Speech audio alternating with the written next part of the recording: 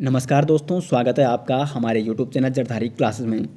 दोस्तों आज हमारे यहाँ पे टॉपिक है मध्यकालीन भारत का। हमने एमसीक्यू यहाँ पे प्रैक्टिस सेट आपके लिए ले आ रखे हैं, क्योंकि पिछले हफ्ते आपको ये टॉपिक दिया गया था कि आपको मध्यकालीन भारत में जितने भी टॉपिक हैं वो आपको तैयार करने हैं। वैसे ये वीडियो पिछले हफ्ते आ जानी थी, लेकिन ये टॉपिक बहुत बड़ा था और हमें लगा कि आपने शायद ये टॉपिक तैयार नहीं किया होगा अभी तक, तो इसलिए एक वीक छोड़कर ये टॉपिक आपके लिए आया है। और आज हम यहाँ पे डिस्कस करेंगे मध्यकालीन भारत के एमसीक्यू सेट के बारे में, जिसमें हम दिल्ली सल्तनत हो गया, मुगल वंश हो गया, इससे जो संबंधित तमाम इंपॉर्टेंट क्वेश्चन है। क्योंकि अधिकांशतः जो क्वेश्चन बनते हैं हिस्ट्री के वो एक तो आधुनिक भारत से बनते हैं और मध्यकालीन भारत में विशेषकर मुगल वंश से बनते हैं। तो काफ़ी इंपॉर्टेंट हमने यहाँ पे आपके लिए क्वेश्चन सिलेक्टिव क्वेश्चन लेके आ रखे हैं। इसमें टोटल 50 क्वेश्चन हैं और 50 क्वेश्चन में आपको कितने क्वेश्चन आ रहे हैं ज़रूर कमेंट बॉक्स में बताएं। वैसे क्लास कभी कभी लाइव होती है, लेकिन आज ये क्लास लाइव ना होकर आपको सीधे वीडियो प्रोवाइड की जा रही है। फिर भी आपको ध्यान देना है, क्योंकि प्रत्येक क्वेश्चन को आपको यहाँ पे काफ़ी डिटेल्स में समझाया जाएगा। और आपको कितने क्वेश्चन यहाँ पे आ रहे हैं ज़रूर कमेंट बॉक्स में बताएं। तो चलिए दोस्तों आज की वीडियो शुरू करते हैं। आज का पहला क्वेश्चन है यहाँ पे, आईना दहसाला भू राजस्व व्यवस्था किसके शासनकाल में शुरू की गई थी। अब देखो जो आईना दहसाला भू राजस्व व्यवस्था ये क्या थी। इसमें प्रत्येक 10 साल के अंतर्गत जो फसल हुई है उसकी बेस पे, उसके आधार पर भू राजस्व वसूला जाता था। और ये जो आईना दहसाला भू राजस्व व्यवस्था है किसके शासनकाल में थी, अकबर के शासनकाल में। बी ऑप्शन क्वेश्चन नंबर 1 का यहाँ पे सही आंसर हो जाएगा। क्वेश्चन नंबर 2 की ओर बढ़ते हैं। निम्नलिखित मुगल सम्राटों में किसने अपनी आत्मकथाएं लिखी है। तो देखो आत्मकथाएं यहाँ पे इनमें से 2 मुगल सम्राटों ने लिखी है। किस किसने लिखी है, एक तो बाबर ने लिखी है, तुजुक ए बाबरी किस में लिखी है, तुर्की में लिखी गई है। और अगर हम दूसरी बात करें जहांगीर की जो आत्मकथा है वो क्या है, तुजुक ए जहांगीरी, जो कि किसने लिखी है, जहांगीर ने लिखी है। आत्मकथा जो स्वयं लिखी जाती है। तो बाबर और जहांगीर मुगल काल के ऐसे शासक थे जिन्होंने स्वयं अपनी आत्मकथाएं लिखी है। तो यानी सी ऑप्शन इस क्वेश्चन का सही आंसर हो जाएगा 1 और 4, यानी बाबर और जहांगीर। बाबर की हो गया तुजुक ए बाबरी और जहांगीर की हो गई आपकी तुजुक ए जहांगीरी। क्वेश्चन नंबर 3 है यहाँ पे, निम्नलिखित में से किसने बाबर को इब्राहिम लोदी के खिलाफ भारत पर आक्रमण करने का आमंत्रण दिया। तो वो इब्राहिम लोदी और बाबर के बीच कौन सा युद्ध हुआ था, पानीपत का प्रथम युद्ध कब हुआ था, 1526 में। और इब्राहिम लोदी दिल्ली सल्तनत का अकेला ऐसा राजा था जो कि युद्ध में मारा गया था। अब देखो यहाँ पे इब्राहिम लोदी, इसके खिलाफ बाबर को किसने आमंत्रित किया था, वो क्या था, दौलत खान लोदी ने। दौलत खान लोदी कौन था, ये पंजाब का शासक है, पंजाब का सूबेदार था उस समय। और पंजाब का शासक दौलत खान लोदी और साथ ही साथ इब्राहिम लोदी का एक चाचा था आलम खां। इन दोनों ने मिलकर बाबर को आमंत्रित किया कि वो इब्राहिम लोदी से आक्रमण करे और इसको युद्ध में हराए। बाबर ने यहाँ पे इब्राहिम लोदी को 1526 में पानीपत के युद्ध में परास्त किया और उसके बाद यहाँ पे मुगल वंश की स्थापना हो जाती है। तो क्वेश्चन नंबर 3 का यहाँ पे ए ऑप्शन सही आंसर हो जाएगा। क्वेश्चन नंबर 4 है, मोहम्मद बिन तुगलक के समय विदेशी यात्री इब्न बतूता भारत आया था, वो किस देश से था, यानी वो किस देश से संबंधित था। तो इब्न बतूता कब आया था, 1333 में। और इस समय दिल्ली सल्तनत यानी दिल्ली का शासक कौन था, मोहम्मद बिन तुगलक।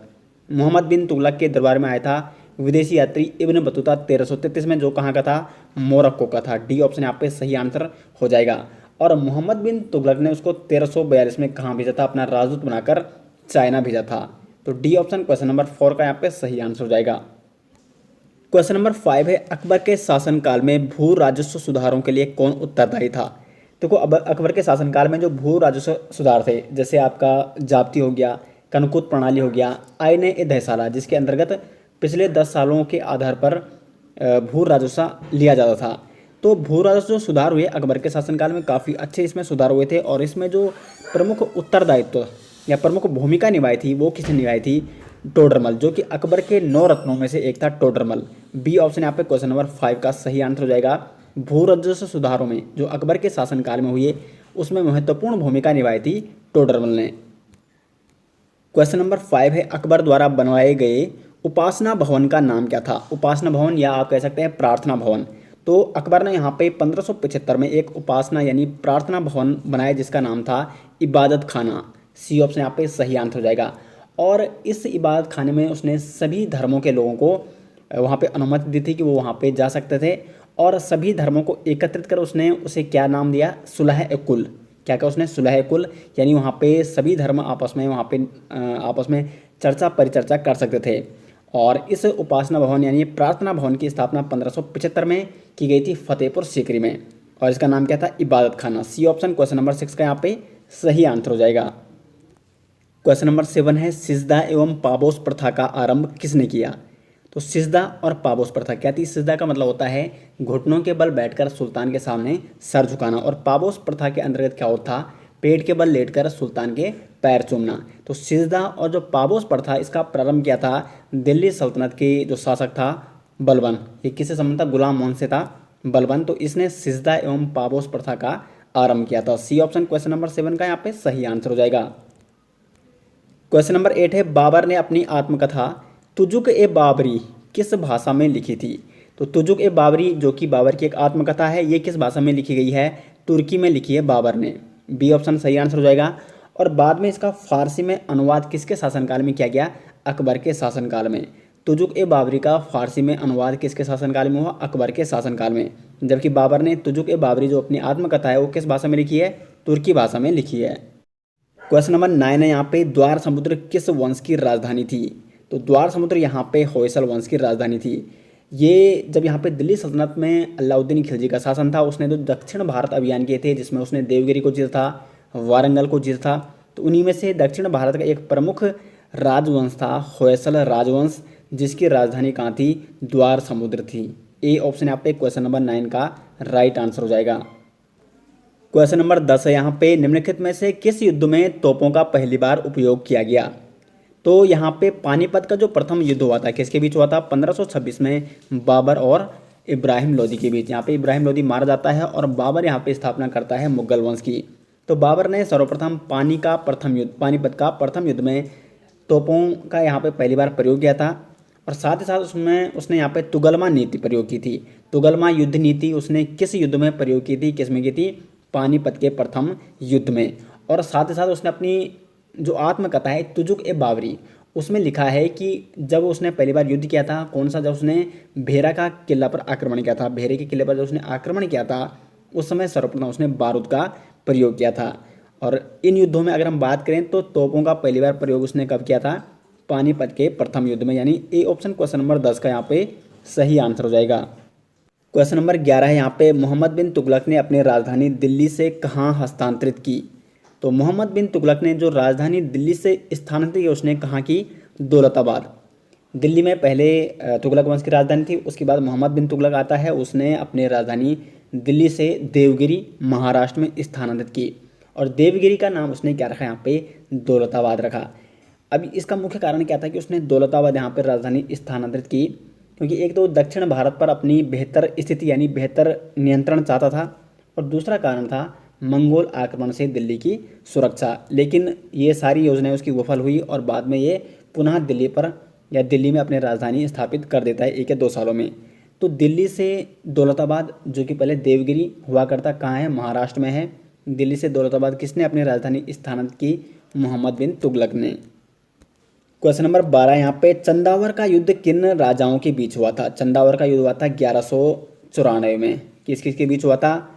गौरी और जयचंद के बीच। मोहम्मद गौरी और जयचंद के बीच 1194 में चंदावर का युद्ध हुआ था, जिसमें गौरी विजयी हो जाता है, जयचंद को यहाँ पे पराजय मिलती है।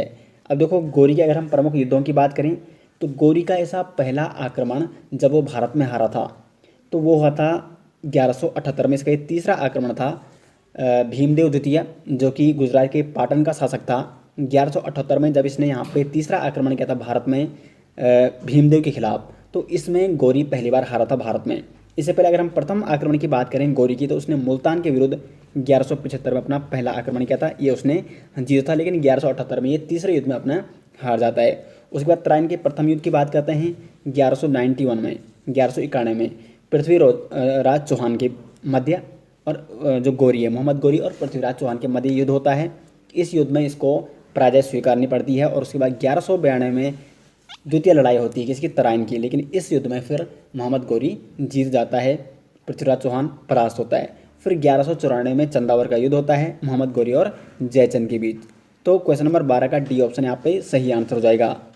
क्वेश्चन नंबर 13 है यहाँ पे, दीन ए इलाही धर्म कब चलाया गया? तो दीन ए इलाही धर्म किसने चलाया था? अकबर ने चलाया था। कब चलाया था? 1582 में। डी ऑप्शन सही आंसर हो जाएगा। और दीन ए इलाही धर्म का प्रमुख पुरोहित कौन था, वो था अबुल फजल। और इसको स्वीकारने वाला प्रथम जो हिंदू था वो कौन था, बीरबल, जिसका नाम क्या था, महेश दास। बीरबल का नाम क्या था, महेश दास। और दीन ए इलाही धर्म को स्वीकारने वाला ये प्रथम हिंदू था बीरबल यानी महेश दास। डी ऑप्शन क्वेश्चन नंबर 13 का यहाँ पे सही आंसर हो जाएगा। अब देखो अकबर ने एक यहाँ पे नया कैलेंडर भी चलाया था, इलाही संवत। क्या था कैलेंडर का नाम, इलाही संवत। ये भी आपको नोट करना है। क्वेश्चन नंबर 14 है यहाँ पे, दिल्ली सल्तनत के किस शासक को द्वितीय सिकंदर कहा जाता है। तो द्वितीय सिकंदर यहाँ पे कहा जाता है अलाउद्दीन खिलजी को। बी ऑप्शन यहाँ पे सही आंसर हो जाएगा। द्वितीय सिकंदर या सिकंदर ए शाही, ये उपाधि किसको दी गई है, अलाउद्दीन खिलजी को। साथ ही साथ अलाउद्दीन खिलजी को यहाँ पे खलीफा का नायाब, विश्व का सुल्तान या जनता का चरवाहा भी कहा जाता है, युग का विजेता भी कहा जाता है। और साथ साथ द्वितीय सिकंदर या सिकंदर ए शाही किसको कहा जाता है, अलाउद्दीन खिलजी को। क्वेश्चन नंबर 15 है यहाँ पे, शाहजहां ने दक्षिण भारत अभियान की जिम्मेदारी किसे दी थी। तो दक्षिण भारत अभियान की जो जिम्मेदारी शाहजहां ने दी थी वो किसको दी थी, औरंगजेब को दी थी। बी ऑप्शन क्वेश्चन नंबर 15 का यहाँ पे सही आंसर हो जाएगा।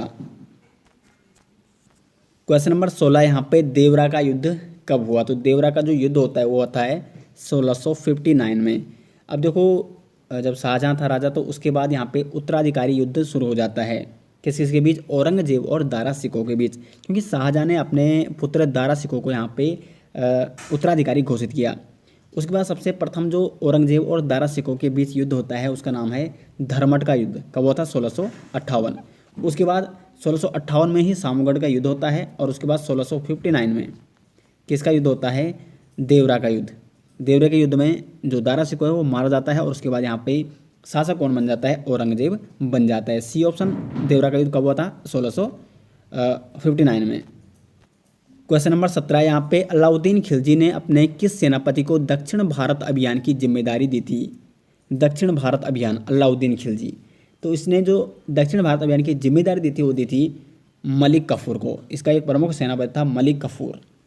मलिक कफूर को 1000 दीनारी भी कहा जाता है, क्योंकि इसको 1000 दीनारी उस समय एक क्या होती, जैसे आज का रुपया है उस समय दीनार हुआ करता। तो 1000 दीनार में इसने मलिक कफूर को खरीदा था, इसलिए इसको 1000 दीनारी कहते हैं। मतलब इसने नहीं खरीदा था, इसका एक सेनापति था उसने खरीदा था मलिक कफूर को।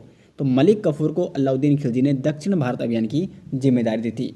अगर हम अलाउद्दीन खिलजी की प्रमुख सेनापतियों की बात करें, मलिक कफूर हो गया, जाफ़र खां हो गया जिसको इसने मंगोलों पर आक्रमण करने की जिम्मेदारी दी थी। जाफ़र खां यहाँ पे मारा जाता है मंगोलों के द्वारा। उलूग खां हो गया, नुसरत खां हो गया और अलव खां। नुसरत खां और अलव खां को इसने उत्तर पश्चिमी भारत अभियान की जिम्मेदारी दी थी, जो कि मलिक कफूर को इसने दी थी दक्षिण भारत अभियान की जिम्मेदारी। क्वेश्चन नंबर 18 यहाँ पे, क्रांचील यानी कराचल अभियान का संबंध दिल्ली सल्तनत के किस शासक से है। तो क्रांचील जो अभियान चलाया था वो किसने चलाया था, मोहम्मद बिन तुगलक ने। बी ऑप्शन सही आंसर हो जाएगा। क्रांचील अभियान का मतलब है इसने कुमाऊं हो गया, उत्तराखंड, हिमाचल प्रदेश, इधर एक सैन्य अभियान चलाया था ताकि जो चाइना से जो आक्रमण हो रहा था उनको वो रोक सके। लेकिन काफ़ी विफल इसका इसलिए अभियान रहा था, क्योंकि इसने एक बड़ी सेना भेजी थी और वो तिब्बत की ओर बढ़ जाती है और तिब्बत में वो भटक जाती है और वहाँ पे स्थानीय जो वहाँ पे लड़ाकू थे उनके द्वारा वो मारे जाते हैं। तो विफल रहा था ये क्रांचील अभियान इसका, मोहम्मद बिन तुगलक का। वैसे इसके तमाम जितने भी इसने अभियान शुरू किए थे मैक्सिमम विफल रहे थे। बी ऑप्शन यहाँ पे क्वेश्चन नंबर 18 का सही आंसर हो जाएगा।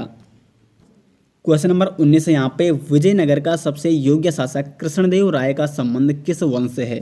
देखो सबसे पहले विजयनगर साम्राज्य की स्थापना किसने की थी, हरिहर और बुक्का नामक दो भाइयों ने।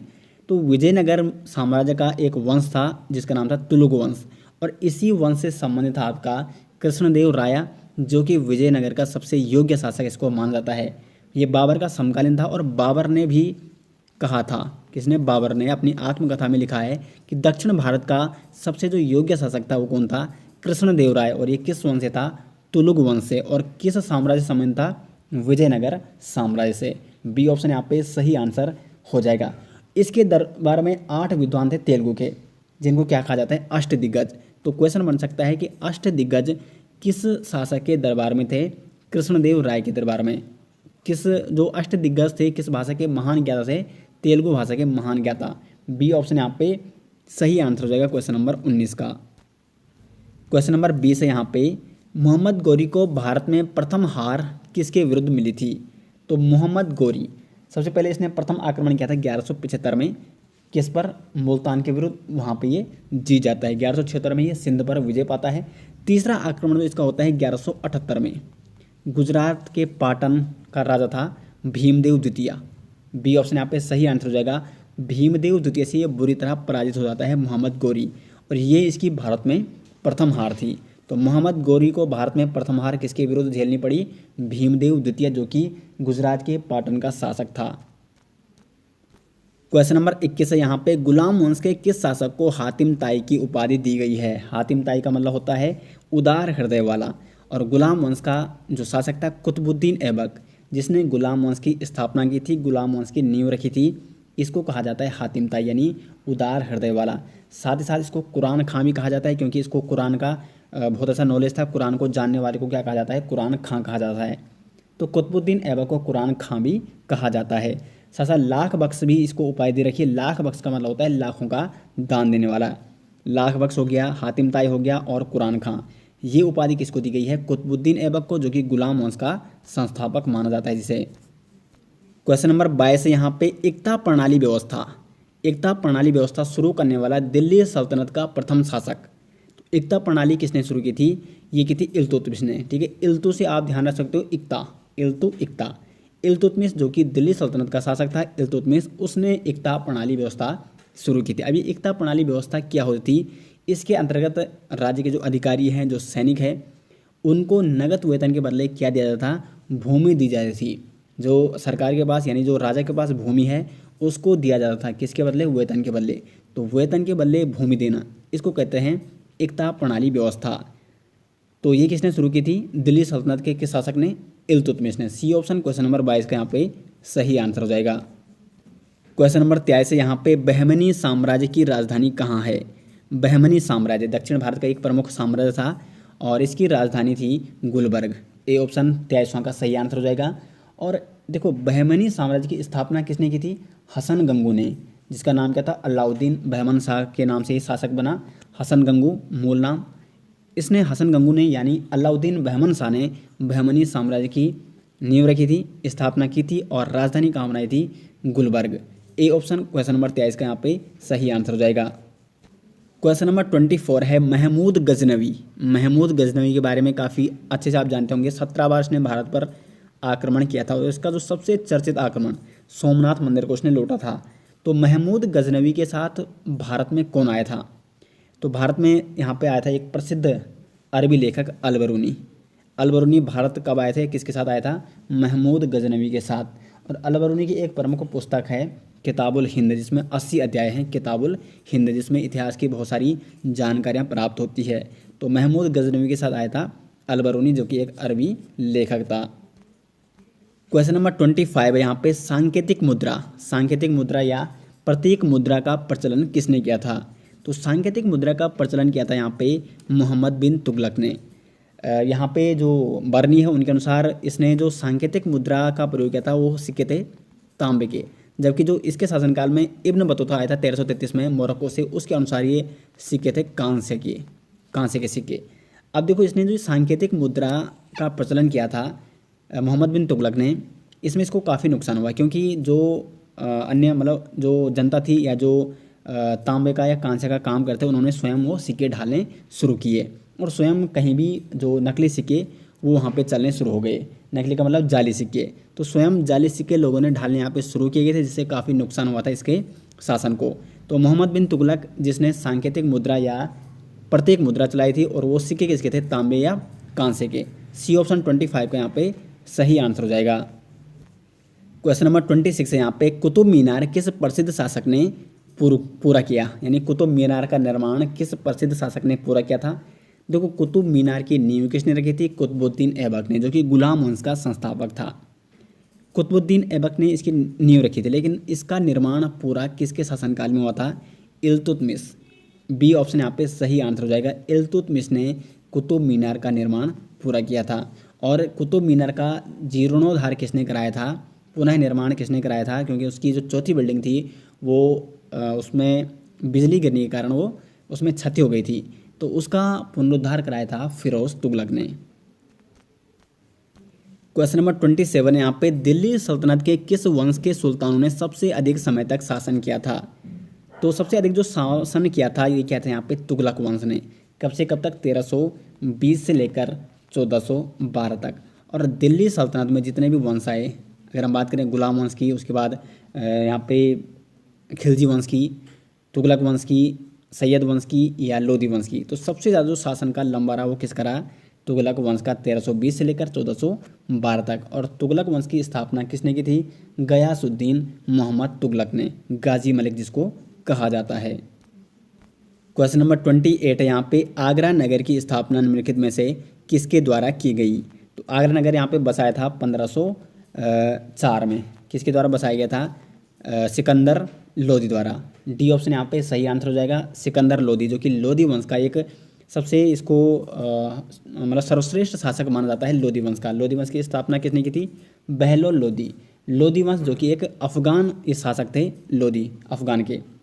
तो सिकंदर लोधी लोधी वंश का सर्वश्रेष्ठ शासक इसको माना जाता है। इसने 1504 में आगरा नगर की स्थापना की थी।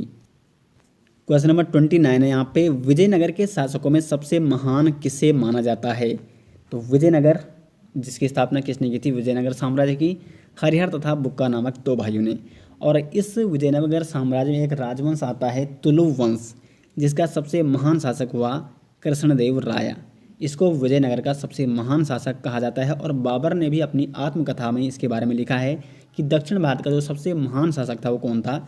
कृष्णदेव राय। इसके राज दरबार में अष्ट दिग्गज हुआ करते थे, यानी 8 विद्वान थे इसके राज दरबार में।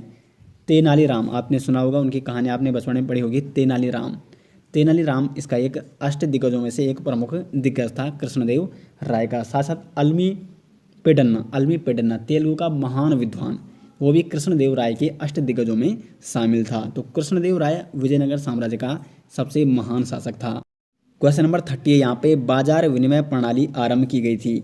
तो बाजार विनिमय प्रणाली या बाजार नियंत्रण प्रणाली ये किसने आरंभ की थी? अलाउद्दीन खिलजी ने। सी ऑप्शन क्वेश्चन नंबर 30 का यहाँ पे सही आंसर हो जाएगा। क्वेश्चन नंबर 31 है यहाँ पे, ब्राह्मणों पर भी जजिया कर लगाने वाला दिल्ली सुल्तान कौन था? देखो सबसे पहले जजिया कर होता क्या था? जजिया कर होता था गैर मुस्लिमों पर ही लगता था, यानी जो मुसलमान नहीं है तो गैर मुस्लिमों पर लगने वाला कर था जजिया कर। इसकी शुरुआत की थी यहाँ पे मोहम्मद बिन कासिम ने भारत में। लेकिन पहले ब्राह्मणों पर नहीं लगता था, और ब्राह्मणों पर ये किसने लगवाया था? फिरोज तुगलक ने। उसके बाद अकबर के शासनकाल में जजिया कर समाप्त किया जाता है, फिर औरंगजेब इसको शुरू करता है। और उसके बाद मोहम्मद शाह रंगीला वो क्या करता है? इसको कंप्लीट समाप्त कर देता है जजिया कर को। तो फिरोज तुगलक ने ब्राह्मणों पर जजिया कर लगाया था। बी ऑप्शन यहाँ पे क्वेश्चन नंबर 31 का सही आंसर हो जाएगा। क्वेश्चन नंबर 32 है यहाँ पे, कौन से युद्ध से विजयनगर साम्राज्य का पतन हुआ? तो विजयनगर साम्राज्य इसका पतन हुआ था तालीकोटा युद्ध से। कब हुआ था तालीकोटा युद्ध? 1565 में। अब देखो इस तालीकोटा युद्ध में क्या हुआ था, जो बहमनी साम्राज्य है उसके 4 राज्य थे, बीजापुर, बीदर, गोलकुंड और अहमदनगर। इन्होंने मिलकर किसको हराया था? विजयनगर साम्राज्य को हराया था। और यहाँ से विजयनगर साम्राज्य पतन की ओर चले जाता है हमेशा के लिए। तो बी ऑप्शन तालीकोटा युद्ध में विजयनगर साम्राज्य का लगभग पतन हो जाता है। 32 का बी ऑप्शन सही आंसर हो जाएगा। क्वेश्चन नंबर 33 है यहाँ पे, अष्ट दिग्गज किसके दरबारी थे? तो अभी आपको कई बार बता चुका हूँ, ऊपर कई बार ये क्वेश्चन आ चुका है। अष्ट दिग्गज ये क्वेश्चन नहीं आ चुका, मतलब इसके बारे में आपको बता चुका हूँ कई अन्य क्वेश्चनों में, क्योंकि प्रत्येक क्वेश्चन को मैं काफ़ी डिटेल से यहाँ पे समझाने की कोशिश करता हूँ, ताकि आपको एक क्वेश्चन के साथ साथ बहुत सारे क्वेश्चन आपके यहाँ पे कवर हो सकें। तो अष्ट दिग्गज किसके दरबारी थे? ये थे कृष्णदेव राय के दरबारी। कृष्णदेव राय जो कि विजयनगर साम्राज्य का एक वंश था, तुलु वंश, उसका एक महान शासक हुआ कृष्णदेव राय, जिसको दक्षिण भारत का एक महान शासक कहा जाता है विजयनगर साम्राज्य का। तो इसके दरबार में थे अष्ट दिग्गज, तेलुगु के महान विद्वान तेनालीराम, ये भी इसके अष्ट दिग्गजों में शामिल था। तो कृष्णदेव राय के दरबार में थे अष्ट दिग्गज। काफ़ी इंपॉर्टेंट क्वेश्चन है और आपने ये जरूर पढ़ा होगा जब आपने बहमनी राज्य यहाँ पे स्टडी की होगी, बहमनी राज्य के बारे में। क्वेश्चन नंबर 34 है यहाँ पे, शाहजहां ने निम्नलिखित में से किस शहर में मोती मस्जिद बनाई थी? शाहजहां, इसके शासनकाल को क्या कहा जाता है? वास्तुकला का शासनकाल कहा जाता है, क्योंकि इसने बहुत सारे निर्माण किए थे। तो जिसने मोती मस्जिद बनवाई थी वो कहाँ बनाई थी? आगरा में। सी ऑप्शन सही आंसर हो जाएगा। साथ ही साथ मयूर सिंहासन हो गया, दिल्ली का लाल किला हो गया, जामा मस्जिद दिल्ली की हो गई, इन सब का निर्माण किसने कराया था? शाहजहाँ ने कराया था। ताजमहल हो गया और मोती मस्जिद का निर्माण ये कहाँ कराया था इसने? आगरा में कराया था शाहजहाँ ने। क्वेश्चन नंबर 35 है यहाँ पे, दीवान ए कोही के रूप में विख्यात कृषि विभाग किसके द्वारा बनाया गया था? तो दीवान ए कोही नामक एक कृषि विभाग, दीवान ए कोही क्या था? एक कृषि विभाग था और इसको किसने बनाया था? वो बनाया था मोहम्मद बिन तुगलक ने। क्यों बनाया था? क्योंकि दोआब में इसने एकदम से कर वृद्धि की थी और उस समय वहाँ पे अकाल था, जिसके कारण वहाँ पे किसान विरोध करने लग जाते हैं और उस विरोध को शांत करने के लिए इसने एक कृषि विभाग बनाया दीवान ए कोही नाम से। क्या था ये? कृषि विभाग। और किसने बनाई है? मोहम्मद बिन तुगलक ने। क्वेश्चन नंबर 36 है यहाँ पे, गुजरात विजय की यादगार में अकबर ने निम्नलिखित में से किसका निर्माण कराया था? तो गुजरात विजय अभियान अकबर ने कब शुरू किया था? 1572 में, और गुजरात विजय में ये सफल हुआ था। और जब इसने गुजरात अभियान कंप्लीट किया था उसके बाद इसने बुलंद दरवाजे का निर्माण कराया था। बी ऑप्शन यहाँ पे 36 का सही आंसर हो जाएगा। कहाँ कराया था इसने बुलंद दरवाजे का निर्माण? आगरा के समीप फतेहपुर सीकरी में इसने बुलंद दरवाजे का निर्माण कराया था। क्यों कराया था? गुजरात अभियान जो इसका सफल हुआ था अकबर का। क्वेश्चन नंबर 37 यहाँ पे, तालीकोटा के युद्ध के समय विजयनगर साम्राज्य में कौन से राजवंश का राज था? तालीकोटा युद्ध जो कि विजयनगर और बहमनी के मध्य हुआ था और इसके बाद लगभग विजयनगर साम्राज्य पतन की ओर चला जाता है। तो इस समय यहाँ पे जो विजयनगर साम्राज्य में शासन था वो था तुलु वंश का, जिसमें एक महान शासक कृष्णदेव राय भी हुए थे। तो तुलु वंश का जो अंतिम शासक हुआ सदाशिव राव, उसी के समय यहाँ पे तालीकोटा का युद्ध होता है बहमनी और आपके विजयनगर साम्राज्य के बीच, जिसमें विजयनगर साम्राज्य पराजित हो जाता है और यहाँ से पतन शुरू हो जाता है विजयनगर साम्राज्य का। सी ऑप्शन यहाँ पे 37 का सही आंसर हो जाएगा। क्वेश्चन नंबर 38 है यहाँ पे, हुमायूं नामा की रचना किसने की? तो हुमायूं नामा की रचना यहाँ पे की थी गुलबदन बेगम ने। डी ऑप्शन क्वेश्चन नंबर 38 का सही आंसर हो जाएगा। क्वेश्चन नंबर 39 है यहाँ पे, आईने ए अकबरी का लेखक कौन है? तो आईने ए अकबरी किसने लिखा है? अबुल फजल ने। अकबर के 9 रत्नों में से एक था अबुल फजल। अकबरनामा की रचना किसने की है? अबुल फजल ने की है। आईने ए अकबरी का लेखक ये भी कौन है? अबुल फजल है। और ये अकबर के 9 रत्नों में से एक था अबुल फजल। ए ऑप्शन क्वेश्चन नंबर 39 का सही आंसर हो जाएगा। क्वेश्चन नंबर 40 यहाँ पे, अकबर के दरबार में सबसे प्रसिद्ध संगीतकार तानसेन का मूल नाम क्या था? देखो तानसेन, ये तानसेन कहाँ के थे? ग्वालियर के। ग्वालियर मध्य प्रदेश में 1506 में इनका जन्म होता है और अकबर के 9 रत्नों में से एक था तानसेन, प्रमुख संगीतकार। इसका यानी तानसेन का जो बचपन का नाम था, मूल नाम था, वो क्या था? रामतनु पांडे। और अकबर के दरबार से पहले ये कहाँ रहते थे? रीवा के राजा रामचंद्र के दरबार में थे और उसके बाद अकबर के दरबार में जाते हैं तो वहाँ पे इनको 9 रत्नों में शामिल किया जाता है तानसेन को। रामतनु पांडे मूल नाम इनका था। सी ऑप्शन क्वेश्चन नंबर 40 का सही आंसर हो जाएगा। क्वेश्चन नंबर 41 है यहाँ पे, अद्वैतवाद के प्रवर्तक। अद्वैतवाद के जो प्रवर्तक थे वो थे शंकराचार्य। ए ऑप्शन क्वेश्चन नंबर 41 का राइट आंसर हो जाएगा। क्वेश्चन नंबर 42 है यहाँ पे, अकबर एवं महाराणा प्रताप के बीच प्रसिद्ध हल्दी घाटी का युद्ध कब लड़ा गया? तो हल्दी घाटी का युद्ध, इससे आप भली भांति परिचित होंगे, काफ़ी आपने हल्दी घाटी के बारे में सुना होगा, महाराणा प्रताप की वीरता के बारे में आपने ज़रूर सुना होगा। तो अकबर और महाराणा प्रताप के बीच हल्दी घाटी का जो युद्ध हुआ था वो हुआ था 1576 में। अब देखो अकबर की सेना का नेतृत्व यानी सेनापति कौन था? मान सिंह। और महाराणा प्रताप की सेना का सेनापति कौन था? हकीम खान सूर। तो इसमें काफ़ी महासंग्राम होता है और इसमें मतलब युद्ध का कोई ऐसा परिणाम नहीं निकलता है। तो महाराणा प्रताप इन्होंने कभी भी अकबर की स्वाधीनता स्वीकार नहीं की थी। काफ़ी ये महान वीर थे महाराणा प्रताप। और 1576 में भयंकर युद्ध हुआ था हल्दी घाटी के मैदान में। हल्दी घाटी का युद्ध 1576 में अकबर और महाराणा प्रताप के बीच में। क्वेश्चन नंबर 43 यहाँ पे, मुगल काल में सर्वाधिक हिंदू मनसबदार किसके समय में थे? देखो सबसे पहले मनसबदारी प्रथा ये किसने शुरू की थी? अकबर ने शुरू की थी। मनसबदारी प्रथा क्या होती थी? कहीं पे एक मनसबदार को वहाँ पे चुना जाता था। मनसबदार जो कि क्या करता? भू राजस्व या कुल मिला के राजस्व वसूलता था। उसको कुछ गांव दिए जाते और उसको वहाँ का मनसबदार बनाया जाता था। तो वो अपने हिसाब से मतलब जो उन 3 या 4 गाँव का अगर वो मनसबदार है तो वहाँ पे जो भी राजस्व प्राप्त हो रहा है उसको वो इकट्ठा करता था। तो इसे कहते हैं मनसबदार। और मनसबदारी प्रथा किसने शुरू की थी? अकबर ने शुरू की थी। और अगर हम बात करें मुगल काल में सर्वाधिक हिंदू मनसबदार, तो वो किसके शासनकाल में थे? औरंगजेब के शासनकाल में। डी ऑप्शन क्वेश्चन नंबर 43 का यहाँ पे सही आंसर हो जाएगा। क्वेश्चन नंबर 44 है यहाँ पे, सिखों के 9वें गुरु तेग बहादुर की हत्या किसने करवाई थी? तो सिखों के 9वें गुरु थे तेग बहादुर, इनकी हत्या करवाई थी औरंगजेब ने। क्योंकि औरंगजेब का एक विद्रोही पुत्र था अकबर द्वितीय, वो गया था शरण में। किसके शरण में? गुरु तेग बहादुर। अब ये तो गुरु थे, उन्होंने तो शरण देनी थी। तो वहाँ पे शरण देने के कारण, अकबर द्वितीय को शरण देने के कारण औरंगजेब इनको क्या कर देता है? इनका कत्ल कर देता है, यानी इनकी हत्या करवाता है। बी ऑप्शन यहाँ पे क्वेश्चन नंबर 44 का सही आंसर हो जाएगा। साथ ही साथ अकबर ने इसने औरंगजेब ने एक और किसकी हत्या करवाई थी? संभाजी और गुरु तेग बहादुर, जो कि पंजाब सिखों के 9वें गुरु थे, उनकी हत्या किसने की थी? जहांगीर ने की थी। अब एक और क्वेश्चन यहाँ से बन सकता है कि सिखों के 5वें गुरु गुरु अर्जुन देव की हत्या किसने करवाई? वो करवाई थी जहांगीर ने। क्वेश्चन नंबर 44 है यहाँ पे, अकबर का सबसे अंतिम विजय अभियान कौन था? तो अकबर का सबसे अंतिम विजय अभियान जो था वो था असीरगढ़ विजय। कब की थी इसने? 1601 में।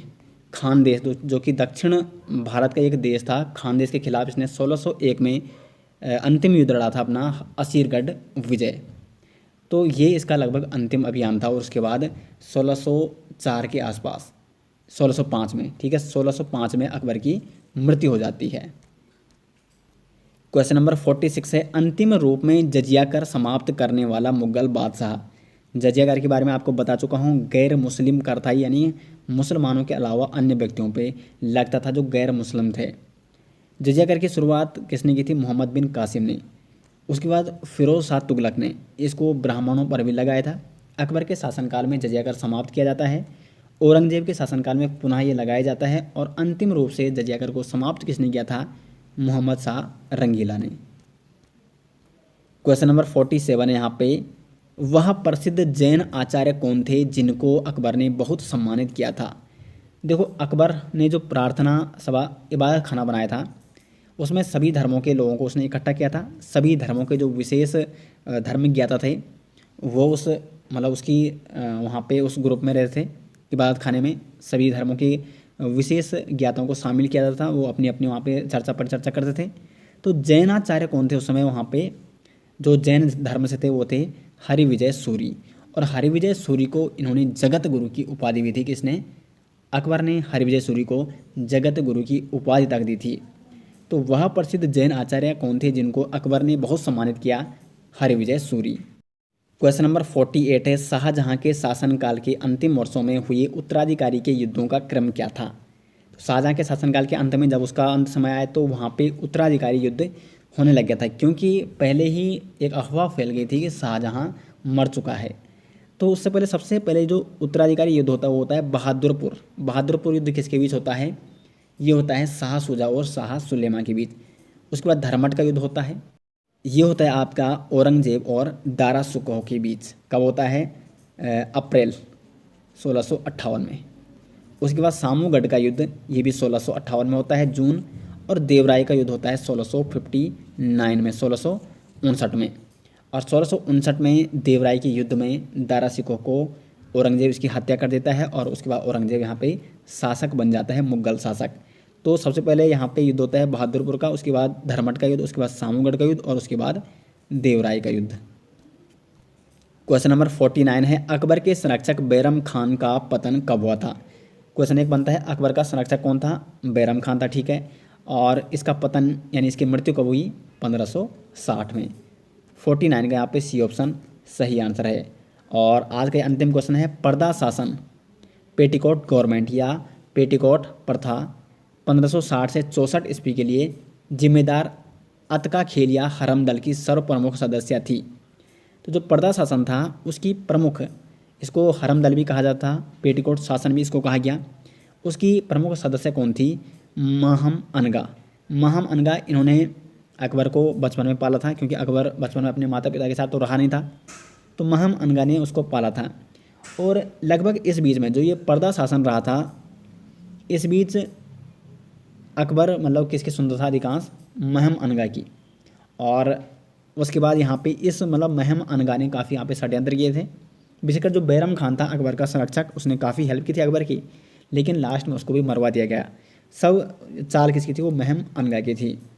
तो अकबर का इसका अकबर पे काफ़ी प्रभाव हुआ था उस समय। और इसके शासनकाल को, यानी जब तक महम अनगा का प्रभाव रहा था अकबर पर, तब तक के शासनकाल को क्या कहा जाता है, पर्दा शासन, पेटीकोट गवर्नमेंट यानी पेटीकोट प्रथा, या आपका हरम दल कहा जाता है। तो क्वेश्चन नंबर 50 का यहाँ पे ए ऑप्शन सही आंसर हो जाएगा। तो दोस्तों ये थे यहाँ पे जो हमने आपको बताया था टॉपिक, मध्यकालीन भारत का आपको टॉपिक तैयार करना है। उसके एमसीक्यू यहाँ पे आपको प्रोवाइड कर दिए गए हैं, दिल्ली सल्तनत से लेकर और मुगल वंश से। काफ़ी इंपॉर्टेंट इसमें क्वेश्चन रखे गए हैं और उम्मीद करते हैं कि आपकी तैयारी अच्छी चल रही होगी। और वीडियो अगर आपको अच्छी लगी तो वीडियो को लाइक और शेयर ज़रूर करें। और अगला टॉपिक आपको टेलीग्राम में बताया जाएगा, तो टेलीग्राम में आप हमारे साथ जुड़ सकते हैं। मिलते हैं दोस्तों नेक्स्ट, तब तक के लिए धन्यवाद।